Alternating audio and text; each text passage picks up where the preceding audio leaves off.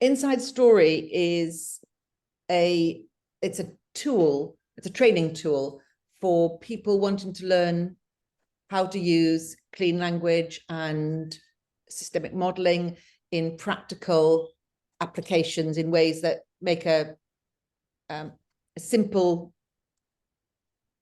often significant difference in the workplace. And in the old days, I used to just go and do projects, and I would invite people to them. So every time I got a big project, I'd invite other clean leaders in the field.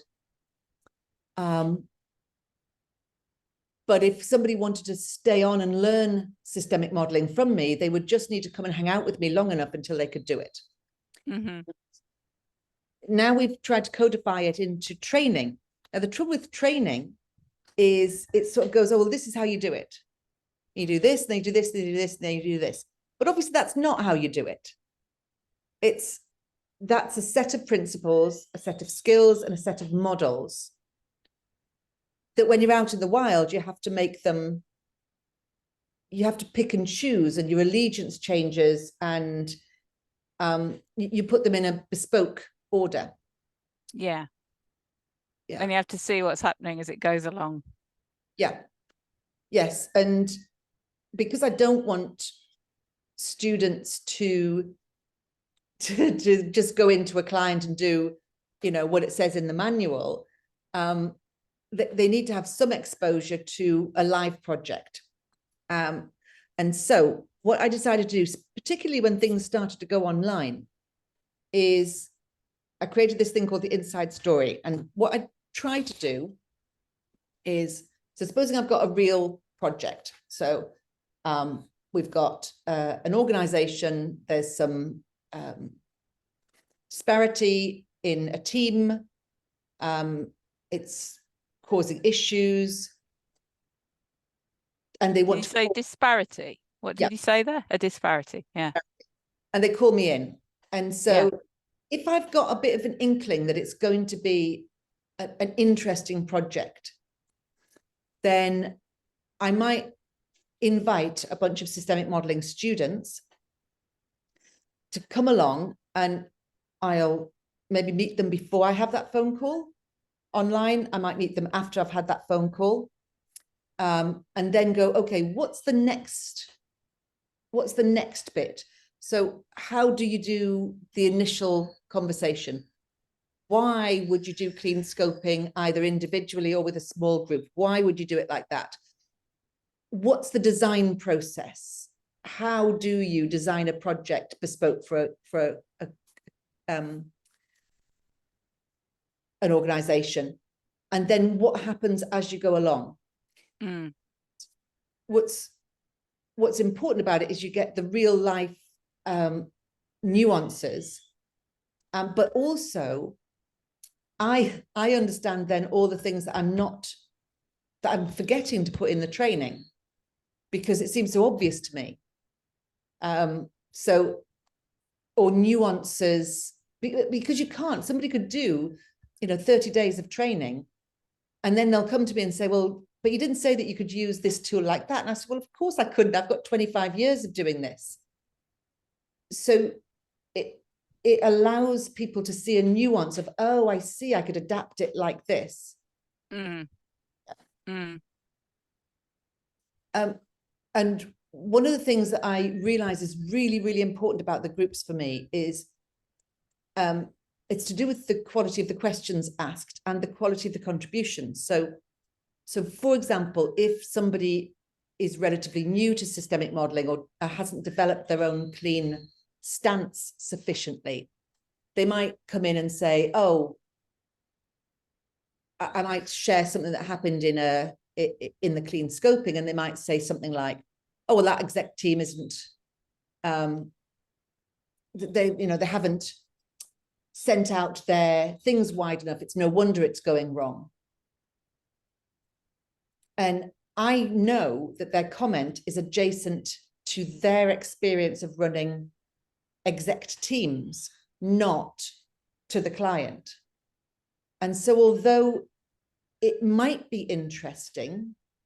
I'm thinking about the one that you were a part of when we were working with the women's group online. Mm-hmm. And so there might be some things that are really interesting that contribute to the group's upskilling. In this case, you know, I think there was some stuff that you brought in that I thought was really interesting and added to the group. But it shouldn't take over it's like you want the people in the group to be trained enough to know the difference between this is what I'm thinking and this is what they should be doing. It's like they need to know the difference between a clean and unclean stance. Otherwise, I'm having to field that. Mm-hmm. Where I want the client to be it. I want to do my relationship with the client. I want the group to do what are the things they're making up, what are the dramas they're getting into about the client, how do we unpack that in the moment, and then things like if I say, oh, I was going to do this but then I did that, the kinds of questions that are really useful are, so when you were going to do that, what made you want to do that? Or and then you decided not to do that, what happened just before? It's to bring to life and to model out the thinking process in the wild. Yeah. I keep them relatively low cost because I think they're, which is funny because I know lots of people think that they are the most valuable thing that we do, but I think because you don't generally get invited to them until you've invested in the training, I sort of feel like it's my thank you to the group for their investment in the training. And also because I think you and I've talked about this before, it has to be easy and it has to fit into my schedule. Yeah. There's a certain amount of the group has to put up with whatever little swerves might occur along the way. Absolutely, yeah. So if a client changes, I don't know what they're doing, or if I was driving in and then it's on the fly. So if you want to have a meeting next to me seeing a live client, something might happen on the way in which case I might be teaching it from, you know, a lay-by on the side of the motorway. Yeah. Or like the one we just had where they rescheduled one of their sessions. And so we rescheduled 2 sessions of the inside story to match up. Yeah.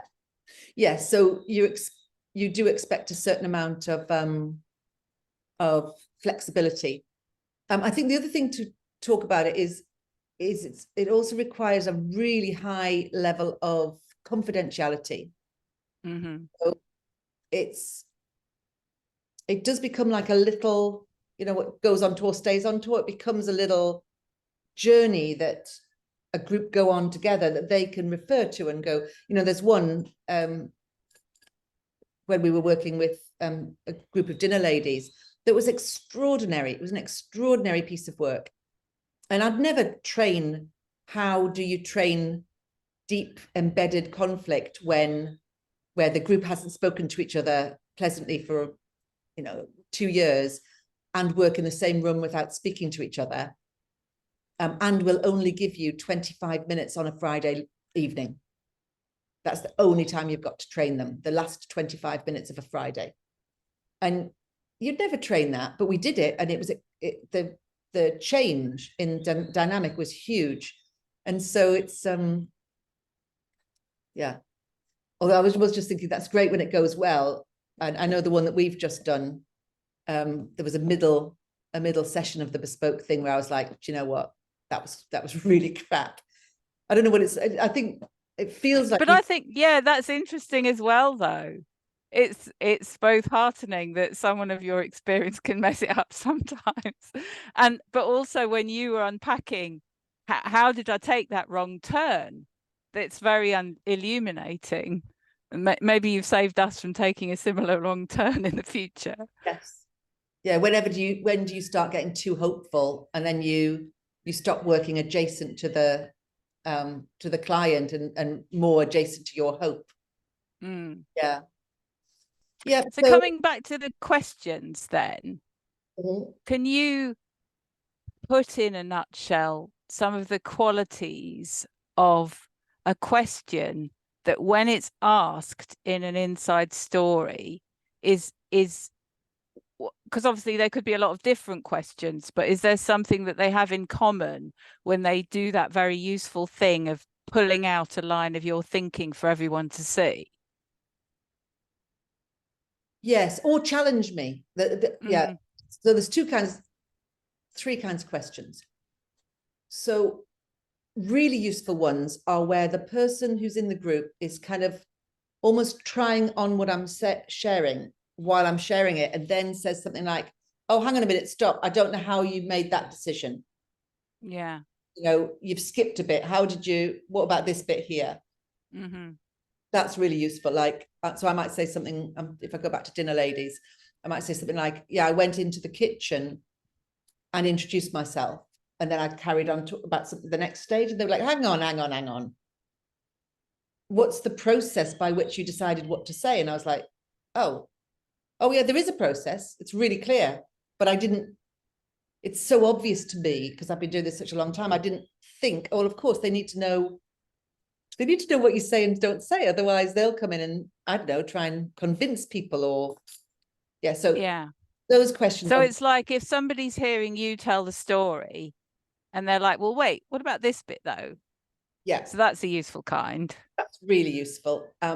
Another one is, it's not a question so much, but it's a really useful contribution is, I'm having a reaction. I think that she's crap, or I notice that I'm not interested in this particular person, and I'm wondering whether that's just me or whether that's something in the client. So transference, counter-transference that you get when you're doing business consultancy.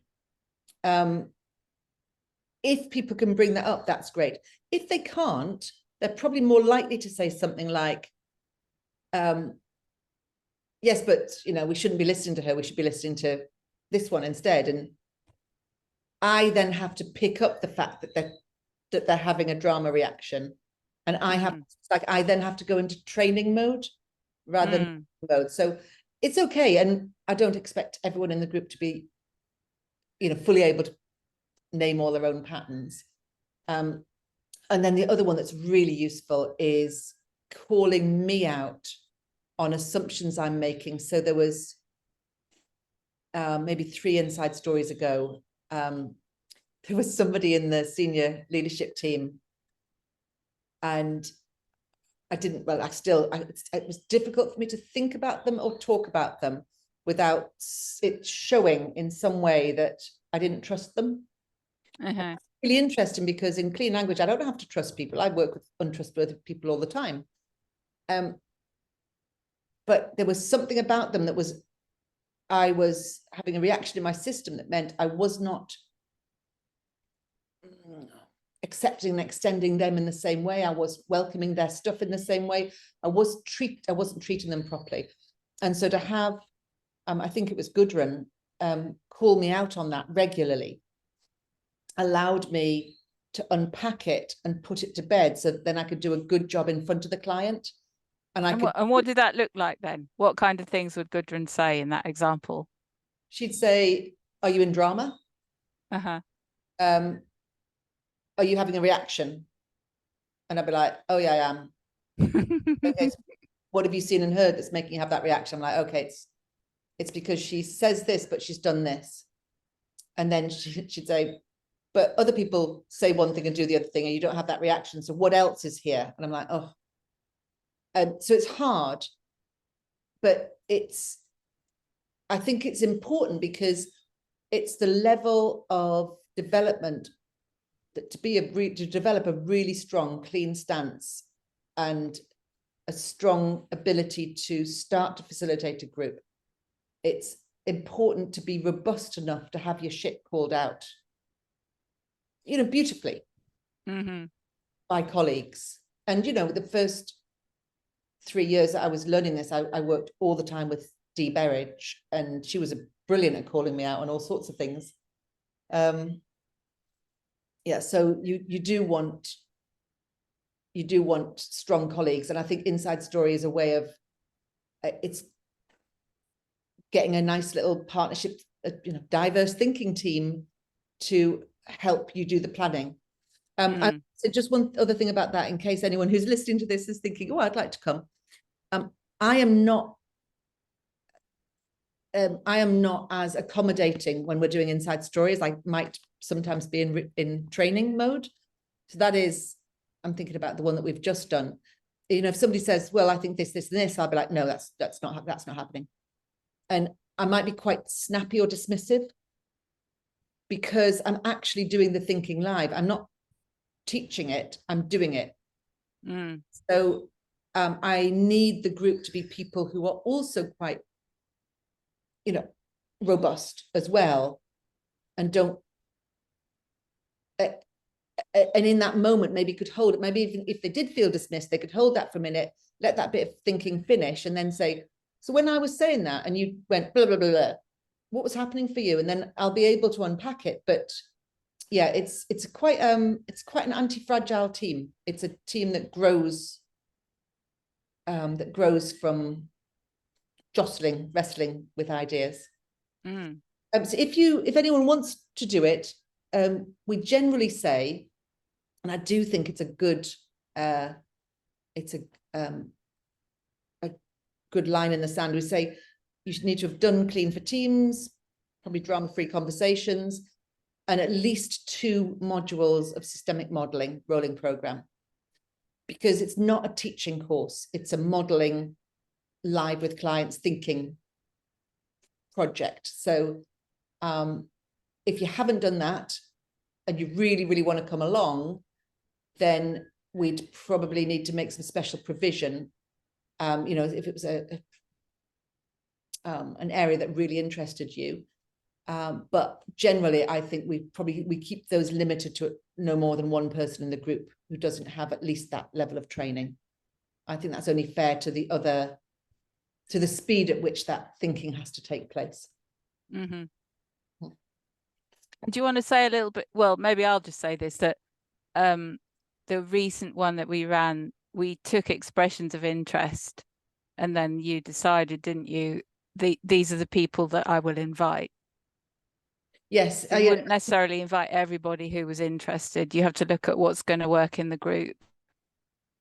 What's going to work in the group. Also, occasionally I have to, because I know who the client is. I would never put who the client is when I do the expressions of interest. I might do the field, or might do the problem, but I know who the client is, and it might not be appropriate for you to be in that group.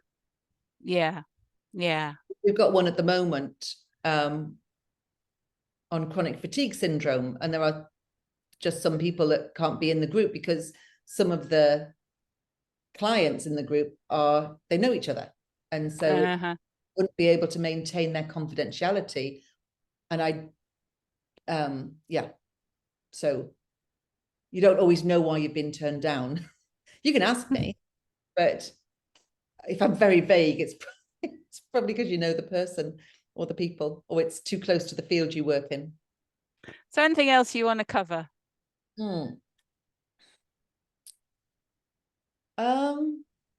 I think, well, just sometimes people don't always know, and it does come up sometimes. If you've got a tricky problem or a tricky client and you'd like to learn on the job, you can pay me to come and do the work with you, and we can put on an inside story so that you and others can learn about what's happening as we go along. That's that is how it used to work. So, colleagues would say, I really want to learn your stuff. I've got this client, I've got this South African bank. Can you come and work with them with me? And can we book in time around that work to unpack what's happening and why? So learning on the job is my favorite things to do. Cool.